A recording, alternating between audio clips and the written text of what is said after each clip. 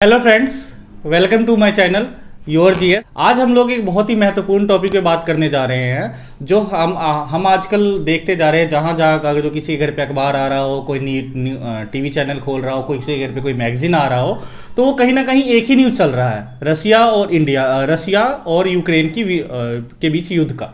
क्या है ये टॉपिक, कैसे कैसे इसका इवोल्यूशन हुआ, क्या हुआ, कैसे कैसे स्टार्ट हुआ, इन सब के बारे में जानेंगे। आज हमारे जियोपॉलिटिक्स के बहुत ही नामी गानी प्रोफेसर है जिनका नाम है विजय सर। वेलकम सर हमारे चैनल पे। Thank you so much sir. मैं आपके बारे से जानना चाहता हूँ कि ये आज जो अभी विश्व में चल रहा है रसिया और यूक्रेन के बीच में, क्या है ये? थोड़ा आप अपना इसके बारे में बताना चाहेंगे, क्या है ये?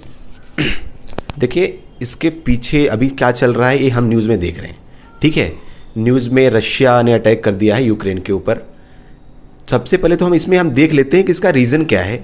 इसके लिए हमें थोड़ा सा पीछे पास्ट में जाना पड़ेगा, हिस्ट्री में, क्योंकि जब तक हमें रीज़न नहीं पता चलेगा कि चीज़ें हो क्यों रही हैं। अभी हमें ये तो पता चल रहा है कि लड़ाई हो रही है रशिया के बीच में और यूक्रेन के बीच में, लेकिन क्यों कर रहे हैं इसके लिए हमें थोड़ा सा पीछे जाना पड़ेगा।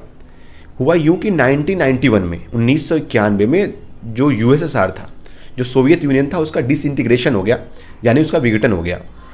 तो जो एक दुनिया की सबसे बड़ी जो पावर उस वक्त होती थी, अमेरिका और रशिया, उसमें से जब सोवियत यूनियन का विघटन हो गया तो उससे नए 15 इंक्लूडिंग रशिया को 15 देशों का नए देश बने।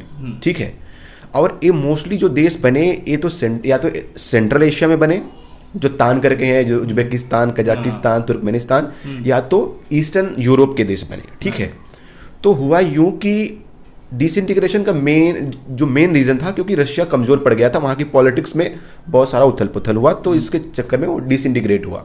अच्छा सर, मेरे को एक बात बताइए कि डिसइंटीग्रेशन हुआ, आपने कहा कि 15 कंट्री में यूएसएसआर डिसइंटीग्रेट हुआ 1991 में जी। तो 15 कंट्री में होते हुए भी ये खाली यूक्रेन के साइड से ही क्यों लड़ाई हो रही है? रशिया का यूक्रेन के साथ ही क्यों विवाद चल रहा है और क्या कारण है जिसके कारण विवाद चल रहा है? थोड़ा इसके ऊपर बताइए हमें। देखिए, इसमें सबसे बड़ा रीज़न है रशिया का सिक्योरिटी कंसर्न।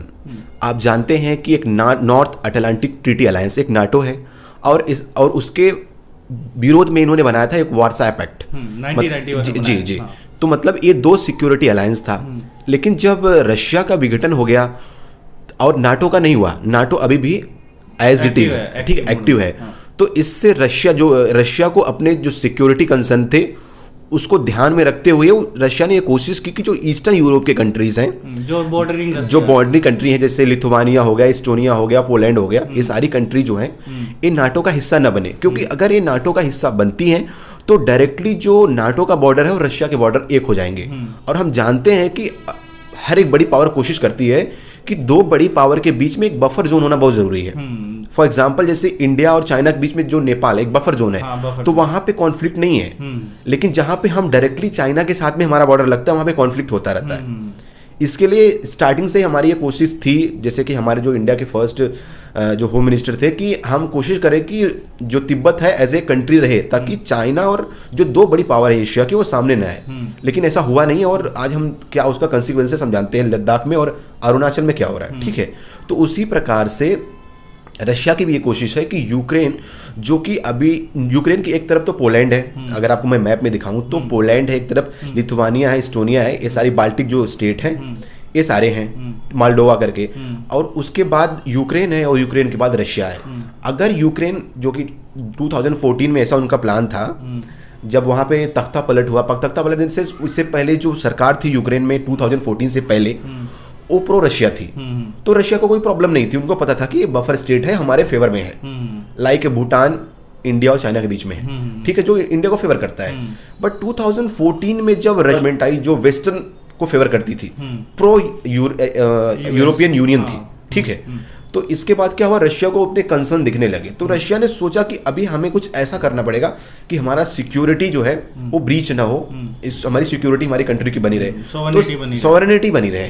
तो इसके लिए उन्होंने सबसे पहले क्या किया, यूक्रेन के अंदर छोटे छोटे जो उनके विद्रोही संगठन है, जो मतलब क्या सेपरेटिस्ट है, उनको उन्होंने प्रमोट करना चालू किया, ताकि जो है एक तरह से गृह युद्ध का माहौल हो जाए। तो ये इसके पीछे रीजन है, सिक्योरिटी कंसर्न मान सकते हैं आप कि रीजन है मेन। अच्छा सर, ये जो रशिया ने 2014 में क्रीमिया का भी एनेक्सेशन किया था, तो इसके पीछे उसका क्या कारण था और इसका क्या इम्पैक्ट पड़ा कि उसको यूक्रेन को भी एनेक्स करना पड़ा? देखिए, मैंने जैसे आपको भी बताया कि मेन रीजन तो सिक्योरिटी कंसर्न ही था, और दूसरा रीजन उन्होंने ये दिया कि रशिया जो अपना क्रीमिया है उसकी 90% से ज़्यादा पॉपुलेशन जो है रशियन स्पीकिंग है, और लैंग्वेज जो होता है जियो पॉलिटिक्स में, किसी भी कंट्री के पॉलिटिक्स में बहुत बड़ा मतलब कि रोल अदा करता है। आप देख सकते हैं कि जो ईस्टर्न पाकिस्तान था, जो अभी बांग्लादेश है, उसका फॉर्मेशन भी लैंग्वेज के नाम पे ही हुआ। तो रशिया को एक तरह से एक हथियार के रूप में रशिया ने यूज किया इसको, क्योंकि आप देखेंगे लगभग 70% लोग तो यूक्रेन में यूक्रेनियन बोलते हैं, लेकिन लगभग 25 to 28% लोग जो है वो रशियन स्पीकिंग भी हैं, और इसी का फायदा रशिया ने उठाया। वहाँ के जो सेपरेटिस्ट हैं उनको उन्होंने धीरे धीरे करके प्रमोट किया, और फिर अभी उन्होंने दोनों कंट्री दो स्टेट हैं उनको उन्होंने इंडिपेंडेंट रिपब्लिक डिक्लेयर कर दिया है। अभी रशिया चाहता क्या है कि यूक्रेन और रशिया के बीच में कुछ बफर स्टेट होने चाहिए। तो नए नए रिपब्लिक को क्या करें, प्रमोट कर रहे हैं, मतलब उनको मान्यता दे रहे हैं। अभी हालांकि रशिया और सीरिया ने ही मान्यता दी है और किसी ने नहीं दिया है। अच्छा सर, फिर अगर जो ऐसा युद्ध चलता रहा तो इसका पूरे ग्लोबल पे, पूरे अदर्स कंट्री पे क्या इम्पैक्ट देखने वाले हैं आने वाले दिनों में? देखिए, आज के समय में जो भी इकोनॉमी है पूरे वर्ल्ड की एक दूसरे से इंटीग्रेटेड है, ये हम सभी जानते हैं, ठीक है। ये तो हो गया इकोनॉमिक इम्पैक्ट जो सारी कंट्री पे पड़ रहा है, क्योंकि रशिया जो है यूरोप की 50% से ज़्यादा जो गैस की सप्लाई करता है, वहाँ से पेट्रोलियम की, क्रूड ऑयल की सप्लाई भी होती है। तो ये पूरी सप्लाई जब हॉल्ट हो गई है तो बाकी जहाँ जो भी कंट्री हैं वहाँ पे इसका शॉर्टेज होगा, और इससे क्या होगा, रेट बढ़ेंगे, और इसका इम्पैक्ट इंडिया पे भी पड़ने वाला है। इसके अलावा आप जानते हैं कि रशिया के ऊपर बहुत सारे सैंक्शन लगाए गए हैं, तो जो रशिया से लोगों का ट्रेड हो रहा था, फॉर एग्जाम्पल इंडिया का मतलब कि आप 50% लगभग जो हमारा जो भी हम आर्म्स एंड एमुनेशन लेते हैं वो रशिया से लेते हैं। तो अभी हमें मुश्किल आने वाली है कि हम कैसे ट्रेड करेंगे उनसे, क्योंकि उनकी करेंसी बहुत लो हो गई है और मतलब मोस्टली उनके ऊपर सैंक्शन लगा दिए गए हैं। देखिए, इकोनॉमिक इम्पैक्ट तो पड़ ही रहा है। इसके अलावा दूसरा इम्पैक्ट ये है कि एक सॉवरेन कंट्री, एक संप्रभु राष्ट्र के ऊपर रशिया ने क्या किया, अटैक कर दिया है। तो अगर एक यूं ही चलता रहा और पूरे वर्ल्ड ने इसका विरोध नहीं किया तो फिर होगा यूं कि जो बोलते हैं ना, माइट इज राइट, जंगल राज का मतलब कायम हो जाएगा। क्योंकि मान लो कल को चाइना चाहे जो उसके छोटे पड़ोसी देश हैं उस पर अटैक करके ले ले, ताइवान है चल रहा है, इंडिया अगर यही करना चाहे तो श्रीलंका के ऊपर करके, नेपाल के ऊपर करके, भूटान बांग्लादेश को ले ले। तो फिर जो एक इंटरनेशनल वर्ल्ड ऑर्डर है, जो यूएन का चार्टर है कि जो भी कंट्री यूनाइटेड नेशन के मेंबर है उनको अपनी सॉवरेनिटी और जो टेरिटोरियल इंटीग्रिटी को बनाए रखने का पूरा अधिकार है। अगर ऐसा उनके साथ कुछ होता है, अटैक होता है, तो उनको सेल्फ डिफेंस करने का फुल राइट, ठीक है। तो ये सब का भी इम्पैक्ट पड़ेगा कि इसके लिए जो वर्ल्ड की मेजोरिटी ऑफ कंट्री इस बात को लेके रशिया का विरोध कर रहे हैं कि आपने किसी दूसरे कंट्री पे अटैक करके उसके टेरिटोरियल इंटीग्रिटी को आपने क्या किया है, उस पर अटैक किया है। तो ये हो गया हमारा जियोपॉलिटिकल जो इम्पैक्ट पड़ेगा, इकोनॉमिक इम्पैक्ट पड़ेगा। और तीसरा ये है कि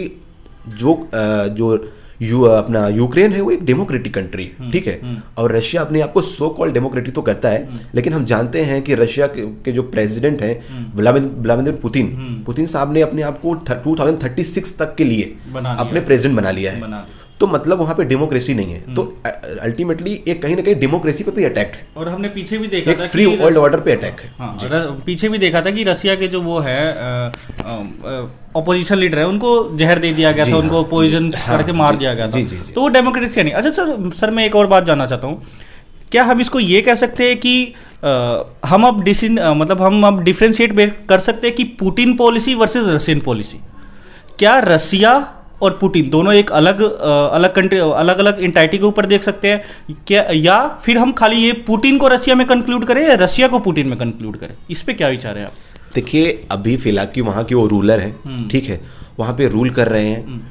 तो रशिया और पुतिन में डिफ्रेंशिएट आप इन जनरल लोगों की फीलिंग हम नहीं समझ पा रहे, क्योंकि उनको विरोध करने का अधिकार नहीं मिल पा रहा है। वहाँ पे भी लगभग 2-2.5 हज़ार लोगों को अभी पिछले एक हफ्ते में उनको गिरफ्तार किया गया। वो विरोध ही कर रहे हैं। हाँ, जब तक आप एक फ्री एंड फेयर इलेक्शन नहीं करेंगे इंटरनेशनल ऑब्जर्वर के अंडर में, तब तक हमें पता कैसे चलेगा कि लोगों की फीलिंग क्या है। लोग क्या वही चाहते हैं जो पुतिन कर रहे हैं, क्योंकि हम जानते हैं जो ओलिगार्क है, जो बड़े बड़े उद्योगपति हैं, और पुतिन मिलके पूरी पॉलिसी रशिया की बनाते हैं। वहाँ पर डेमोक्रेसी नहीं है, वहाँ पे लोगों के जो रिप्रेजेंटेटिव उनसे कुछ उनकी राय सहमति नहीं ली जाती है। तो इसके लिए सबसे पहले आपको फ्री एंड फेयर इलेक्शन करवाने पड़ेंगे, और वहाँ की मीडिया को फुल फ्रीडम देनी पड़ेगी, लाइक जैसे यूएसए में है, जैसे बाकी अदर जो डेमोक्रेसी में है, ताकि वो अपनी बात को रख सकें और लोगों की फीलिंग को सामने ला सकें। तब जाके हमें पता चलेगा कि रशिया वर्सेस पुतिन, या पुतिन ही रशिया है या रशिया ही पुतिन है। अभी तो हो क्या रहा है, पुतिन अपनी मनमानी कर रहे हैं, कुछ जो चंद लोग हैं उनके कहने पर, उनके एडवाइस के हिसाब से कर रहे हैं। और हालांकि अभी रशिया फंस भी चुका है, उसको समझ में नहीं आ रहा है कि वो करेगा यूक्रेन में, क्योंकि 4.5 करोड़ पॉपुलेशन को आप कंट्रोल में रखना बड़ा मुश्किल काम है। और आप जानते हैं कि यूक्रेन जो यूरोप की दूसरी सबसे बड़ी कंट्री है आफ्टर रशिया, अगर हम रशिया को यूरोप में मानते हैं तो। हालांकि रशिया जो है यूरेशियन कंट्री है, एशिया में भी है और यूरोप में भी है। तो इतनी बड़ी कंट्री को, इतनी बड़ी पॉपुलेशन को कंट्रोल करना बड़ा मुश्किल काम है। और आप देख रहे होंगे न्यूज़ में कि वो वहाँ के प्रेसिडेंट, मतलब वो लोग बहुत ही बहादुरी से लड़ रहे हैं इस वक्त। अच्छा सर, फिर मैं एक बात पे और जानना चाहता था कि जो ये रशिया की और ये जो यूएन चार्टर बना हुआ है हमारा, मतलब हम लोगों ने वर्ल्ड वार 2 के बाद यूएन बनाया, जैसे पैंडेमिक से जैसे सिचुएशन लड़ने के लिए WHO बनाया, तो हम हाल फिलहाल के समय में देख रहे हैं कि ये दोनों मतलब कुछ खास इफेक्टिव दिख नहीं रहे हैं। पैंडेमिक को चाहे कंट्रोल करने में हो, चाहे उसका प्रिपरेशन करने में WHO का कुछ खास रोल रहा नहीं, देखा ही हमने करंट के सिचुएशन में। ऊपर से देखा कि जब ये वॉर धीरे धीरे हो रहे हैं, बीच में देखा हमने अफगानिस्तान का में तालिबान का कब्जा हो गया जी। ये जो फिर हमारा, मेरे कहने का मतलब बस ये है कि जो हम लोगों ने यूएन चार्टर बनाया था, फिर इसका उपयोग ही कहाँ रह गया अगर जो हम उसको अच्छे से इम्प्लीमेंट नहीं कर पा रहे, हम शांति बहाल नहीं कर पाए जिसके लिए वो चीज़ें बनाई गई थी। जो संस्था शांति कायम पीसफुल मूवमेंट के लिए बनाई गई है और वो चीज़ वो कर नहीं पा रही है, तो हमें नहीं लगता क्या हम लोगों को ऐसा नहीं करना चाहिए कि उसको मतलब रेशनल करना चाहिए और ज़्यादा, और लोगों को जो P5 कंट्रीज है, परमानेंट 5 कंट्रीज जो यूनाइटेड नेशन में, तो उसमें क्या चेंज करने की ज़रूरत है ताकि आगे वहाँ होने वाली ऐसी घटनाएं कम हो सके या मतलब रोकी जा सके। इस पे क्या कहना चाहेंगे सर? देखिए, यूएन में रिफॉर्म को लेके तो हम बहुत दिनों से चर्चा कर रहे हैं कि यूएन में रिफॉर्म होना चाहिए। इंडिया की भी यही डिमांड है। देखिए, यूनाइटेड नेशन को अभी तो लोग क्रिटिसाइज कर रहे हैं कि टूथलेस टाइगर, मतलब उसको मतलब सिर्फ नाम के लिए। यूनाइटेड नेशन अभी कर क्या रहा है कि जो भी रिफ्यूजी प्रॉब्लम है उनको ह्यूमैनिटेरियन एड दे रहे हैं बस। हम जबकि यूनाइटेड नेशन जो बना था उसका मुख्य उद्देश्य था कि वर्ल्ड में पीस कायम करना, ठीक है, शांति स्थापित करना। और इस काम में यूएन अभी तक तो बहुत कामयाब नहीं दिख रहा है। कुछ कंट्री, अफ्रीकन कंट्री, जहाँ पर पीस कीपिंग फोर्सेस भेज के यूएन ने जो है वहाँ पे कुछ काम किया, लेकिन जब जो P5 कंट्री हैं जिनके ऊपर सबसे ज़्यादा जिम्मेदारी है, जब वही दूसरी किसी की सॉवरेनिटी का वायलेशन कर रहे हैं, तो वहाँ पे तो यूनाइटेड नेशन फेल हो गया है। जब ये सिर्फ रशिया की बात नहीं है, अमेरिका ने भी यही किया है बहुत सारी कंट्री पर। आप वियतनाम वॉर को देख लीजिए, आप इराक वॉर को देख लीजिए, आप सीरिया वॉर को देख लीजिए, हर जगह जहाँ भी अमेरिका ने अटैक किया, अपनी मनमानी की, वहाँ पर यूनाइटेड नेशन फेल दिखा और अभी भी फेल दिख रहा है। अभी यूनाइटेड नेशन कर क्या रहा है, बस रिफ्यूजी जो आए हैं उनको ह्यूमैनिटेरियन एड दे रहा है। देखिए, हम यूनाइटेड नेशन को क्रिटिसाइज तो कर सकते हैं एक वे में, लेकिन दूसरे वे में ये नहीं होता तो इसका और इम्पैक्ट पड़ता है, इसमें कोई दो राय नहीं है। तो हमें यूनाइटेड नेशन को ख़त्म करने की बजाय हमें इसमें क्या इम्प्रूवमेंट करने हैं, हमें क्या इसमें बदलाव किए जा सकते हैं। जो ये P5 का जो कंसेप्ट है, जो वीटो पावर लगा देते हैं। अभी चाइना का कॉन्फ्लिक्ट इंडिया के साथ में है, मतलब लगभग उसके जितने भी बॉर्डरिंग कंट्री हैं सबके साथ में उनका क्या है, कॉन्फ्लिक्ट है। रशिया का कॉन्फ्लिक्ट है, अमेरिका का पूरे वर्ल्ड में किसी न किसी से कॉन्फ्लिक्ट है, और P5 कंट्री की ही सबसे ज़्यादा कॉन्फ्लिक्ट दूसरी कंट्री से है। और हमने इनको रक्षक बना दिया है, जो कि स्वयं एक भक्षक है, एक बोल सकते हैं इन जनरल। तो फिर हमें क्या करना पड़ेगा, इसमें पहले रिफॉर्म लाना पड़ेगा कि जो सिक्योरिटी काउंसिल के 15 मेंबर हैं उनको P5 की जगह P15 अगर हम कर दें तो फिर क्या होगा, डेमोक्रेटाइजेशन बढ़ जाएगा, लोगों का रिप्रेजेंटेशन बढ़ जाएगा और हम हर कॉन्टिनेंट को क्या रिप्रेजेंटेशन दे पाएंगे। जैसे आप देखिएगा, अफ्रीका में लगभग 55 कंट्री है, लेकिन P5 में कोई कंट्री नहीं है। मतलब पूरे अफ्रीकन कॉन्टिनेंट का कोई रिप्रेजेंटेशन ही नहीं है P5 में। तो ये बिल्कुल गलत है। तो हमें यूएन में सुधार करने की बहुत ज़रूरत है। और हम यूएन को क्रिटिसाइज तो कर सकते हैं, लेकिन उसका रिलेवेंस है, ख़त्म नहीं हुआ है। कहीं ना कहीं लोगों के अंदर, जो बाकी की कंट्री है, उनको इस बात का फेथ है कि एक वर्ल्ड ऑर्डर है, एक संस्था है। विदाउट यूएन का आप वर्ल्ड देखिए तो और बहुत ज़्यादा जंगलाज है। तो हमें यूएन में बहुत सारा चेंजेस करने की ज़रूरत है, ना कि उसको ख़त्म करने की ज़रूरत है। सर, आपका ज़्यादा समय ना लेते हुए एक आखिरी क्वेश्चन और पूछूंगा जी, कि क्या कंक्लूजन रहना चाहिए, कैसे हम इसको ओवरकम कर सकते हैं और क्या क्या चीज़ें होनी चाहिए जिसके द्वारा ये जो युद्ध का माहौल हो रहा है और जो युद्ध चल रहा है इसको रोक के हम आगे शांतिपूर्ण देश की तरफ बढ़ते चले जाए। क्या सजेशन आप देना चाहेंगे इसके बाद? देखिए, सबसे पहले तो मैं ये बताना चाहूँगा कि अभी जो प्रॉब्लम चल रही है इसको हम कैसे ख़त्म करें, ठीक है? क्योंकि अभी रशिया ने यूक्रेन पे अटैक कर दिया है। अब हम सिंपली जान सकते हैं कि रशिया यूं ही अब फिर से टैंक और अपने हथियार लेके वापस जाने वाला नहीं है। कुछ टर्म्स एंड कंडीशन रख रहा है, जिसमें से कुछ कॉम्प्रोमाइज़ यूक्रेन को भी करना पड़ेगा और कुछ रशिया को भी करना पड़ेगा, ठीक है? और या तो फिर इसको और अगर हम और इसको इसमें आग में घी डालने का काम करें, नाटो भी इसमें शामिल हो जाए, फिर और बवाल हो जाएगा, क्योंकि रशिया पीछे हटने वाला नहीं, ठीक है? अभी लड़ाई चल रही है, कैपिटल को अपने कंट्रोल में करने वाला है रशिया, ठीक है? तो अभी शॉर्ट टर्म में तो हम इसको किस तरह से इसको युद्ध विराम लगाएं, ठीक है? क्योंकि लोगों की जान जा रही है। तो और उसके बाद जो भी इनके मैटर है उसको कैसे रिजॉल्व किया जाए। रशिया का सिक्योरिटी कंसर्न को हमें एड्रेस करना ही पड़ेगा। फॉर एग्जाम्पल, अगर मैं आपको बताऊं कि बांग्लादेश में अगर आके कल को चाइना अपना मिलिट्री बेस बना ले तो क्या इंडिया को एक्सेप्टेबल होगा? नहीं होगा। हमारे भी सिक्योरिटी कंसर्न है। हम्बनटोटा पोर्ट अगर आप देखें श्रीलंका में बनाया गया तो इंडिया ने उसके ऊपर बहुत सारे कंसर्न दिखाए भी, ठीक है? तो हर कंट्री के सिक्योरिटी कंसर्न को हमें क्या करना पड़ेगा? एड्रेस करना पड़ेगा। और रशिया एक बड़ी कंट्री है और एक बड़ी पावर है, हमें उसके सिक्योरिटी कंसर्न को एड्रेस करना पड़ेगा, पहली बात। और दूसरी बात, रशिया को भी ये समझना पड़ेगा कि आप सिक्योरिटी कंसर्न के नाम पर लोगों की जिंदगी के साथ नहीं खेल सकते, किसी की सॉवरेनिटी और जो टेरिटोरियल इंटीग्रिटी के साथ नहीं खेल सकते हैं। तो दोनों को कहीं ना कहीं कॉम्प्रोमाइज करना पड़ेगा। अगर पुतिन हिटलर बनना चाहते हैं तो इसका जो परिणाम होगा ये पूरी दुनिया पे एक जो इंसान की सोच के चक्कर में पूरी दुनिया में तबाही आ सकती है। तो पुतिन को भी इसके बारे में सोचना पड़ेगा। उनके जो ओलिगार्क है, जो उनके जो सजेशन देने वाले हैं, उनको भी ये सोचना पड़ेगा। हम बार बार कहते हैं कि डेमोक्रेसी बुरी है, डेमोक्रेसी बुरी है। आप यहाँ पे देख सकते हैं कि अगर एक डिक्टेटर चाहे तो पूरी दुनिया में कितना उथल पुथल मचा सकता है। एक काम इंडिया में नहीं हो सकता, क्योंकि इंडिया एक डेमोक्रेटिक कंट्री है और यहाँ पर उनको हर एक के लिए जो कैबिनेट का अप्रूवल लेना पड़ता है, जबकि रशिया में ऐसा नहीं है। तो आप देख सकते हैं कि डिक्टेटरशिप का प्रॉब्लम क्या हो रहा है। तो कहीं ना कहीं जो डेमोक्रेटिक कंट्रीज हैं वहाँ पे आप देखिए इतना ज़्यादा प्रॉब्लम नहीं होता है। तो अल्टीमेटली मेरा यही कंक्लूजन है कि पहले तो ये युद्ध विराम होना चाहिए, और दूसरी बात, हमें एक दूसरे के कंसर्न को भी एक्सेप्ट करना चाहिए जो सिक्योरिटी कंसर्न है। और तीसरी बात, कितनी भी सिक्योरिटी कंसर्न हो, आपको उसको बातचीत के थ्रू ही हल करना है, न कि किसी कंट्री पर अटैक कर देना।